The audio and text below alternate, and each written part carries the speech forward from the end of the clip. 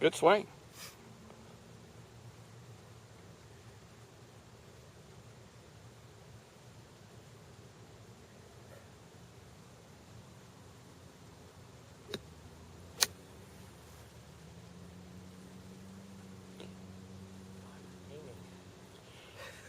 Now, when you were playing, did you hit a lot of shots to the right? Yeah, it would always veer off Okay. to the right. All right.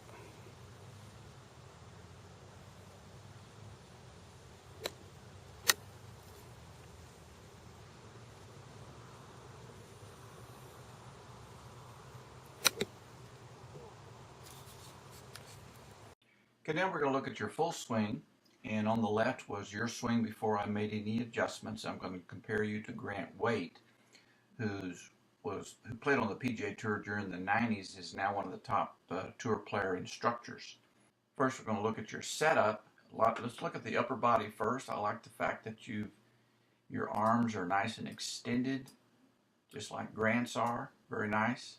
The big difference that I want to point out, one is your ball position.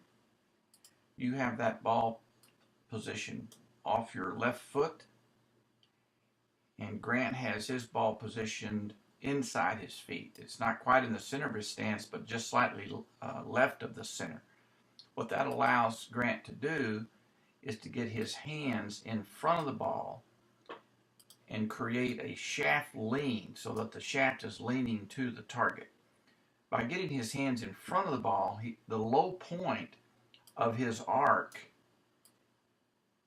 is going to be in front of the ball. That allows him to hit the ball before hitting the ground. And you have your shaft leaning backwards and your hands behind the golf ball. And so that's going to cause you to hit the ground behind the ball unless you make some sort of an adjustment in that. But that adjustment many times will cause you to hit the ball thin or blade the ball and not hit the divot in front of the ball. The other thing I want to point out is how your weight is distributed. I'm going to draw from the center of your ankles to the top of your head. Do the same for Grant. And you can see how Grant has more weight on his left foot than he does his back foot. He has his shoulder and his hip outside the blue box. And you have your right shoulder outside the blue box on the back foot. And so you are kind of leaning back into your right leg. And that's why you have your low point back here. Your weight is behind the ball and your hands are behind the ball. And we need that to be just the opposite. Now as Grant goes back, when his left arm is parallel to the ground, we call that the 3 position. So when this arm is parallel to the ground, his shaft is almost at a right angle. He's hinged his wrist upward. And he's also maintained his weight on that left side. He didn't sway to the right. As you go back, and I'm going to take you back until your forearm is parallel to the ground. So now your forearm is here, but you really haven't cocked your wrist. Your wrists are just a little bit of a hinge. You don't. So one of the things that we'll work on next is how to hinge your wrist a little bit better. That'll give you power with more effortlessly, make it easier for you to have some club head speed without having to swing so hard. Then I'm going to take Grant down to impact. So there's Grant at impact. I'm going to take you down to impact. Now you're hitting the ball. A lot of things there are going on that are really good. I like the fact that you have shifted your weight. You're off that back foot. You now have more weight on your left foot at impact. Your right hip and right knee are moving forward. I like that a lot. Grant also has more weight on his left side. So you've made a nice transfer from the right foot to the left foot at impact. So that's very good. You also have really nice extension in those arms, just like Grant does. Very good. Then as Grant goes to what we call the 9th position, this is when the right arm is parallel. We take you to the 9th position. That's really good. You've kind of crossed your wrist. You're keeping the arms extended and the elbows close to each other. That's excellent. So now the swing on the right was after some adjustments. I just made a few adjustments. The main one, there's two main ones that I made. One is I moved your ball back inside your feet. Here you were much more outside the feet. And when you had that, your shaft was leaning backwards a little bit. And here your hands are more in the middle of your body. And a little bit better. And so by moving the ball back, it allowed your hands to be more on top of the ball. We're going to want to continue to improve that. And next time we work, we're going to actually get those hands even further forward, just a little bit more forward. But that was a big improvement, is just to get that ball back between your feet. The other thing that we changed is that it's hard to see because of the my camera's not set close enough. But that little crease on your left hand is pointing to about right here because you had a very weak grip. And then I changed that. Now that crease is pointing back here. So I adjusted the rotational position of your left hand on the club. So that's very, very good. All the way to the finish. Yeah, look at that finish. On the toe. Do that again. Swing all the way through.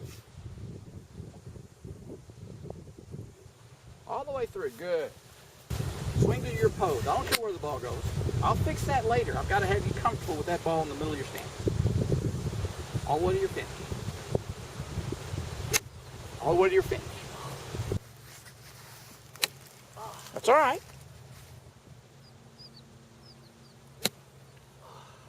Now, I want to talk about a second fundamental. When the ball goes to the right,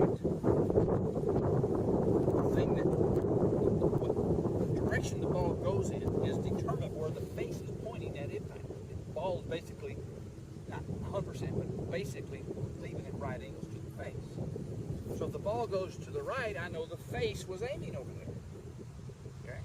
So I could start with the club aiming at the flag, but that's no guarantee that when it comes back and hits the ball that it's going to be aiming at the flag. And so you're starting it set down behind the ball in a good position, but when it comes back, it's open. So for some reason, this club isn't closing quick enough at impact. There's several parts of you that have the responsibility of squaring the club up. One is the body turning helps square it up, but also this left hand helps square it up as it rolls over just a little bit. You have your left hand in what is called a weak position, and it will cause you to have difficulty squaring the club up. If I were going to hold a screwdriver in my left hand, I wouldn't start here and do a bunch of little inefficient turns. I would get over here and do one good turn. And you have your left hand pretty much with the thumb right on top. And this crease is kind of pointing to your sternum. Now, right now, as you relax there, notice that your wrist rolls inward a bit. It's not like this with the thumb here, it's rolled inward. That's neutral. So when you grip this club, now that crease is pointing to your back shoulder, which is where I want it. The thumb is not on top, it's to the side. Now you're in a position to facilitate a quicker turn so the club squares up and goes straighter. So I want you to set up to this golf ball. Or here. Obviously it's new, it's not familiar. Got you out of your comfort zone. But that may cause some miss hits, but I need you to start swinging at a few balls best you can with that grip. With this grip. Okay. And I'm going to tweak it some more, but I wanted to see one swing with that grip. Just do the best you can. You're going to accidentally have what I call a happy accident. Okay? Am I rising up? You're not returning to see how straight these arms are? Yes. You're not returning straight. You're bending my arm. Okay. So you want to, just like throwing up, you want to straighten that right arm right into the ball. that. Wow. That curve left. Yeah. That's a draw. Have you ever hit one of those? No, it's always to the right. That's a great shot. Wow.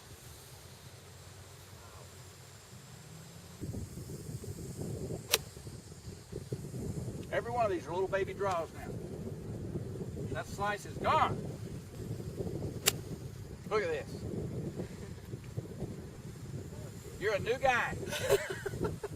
That feel good? Yeah, that felt better. Good. Very nice. Got a draw.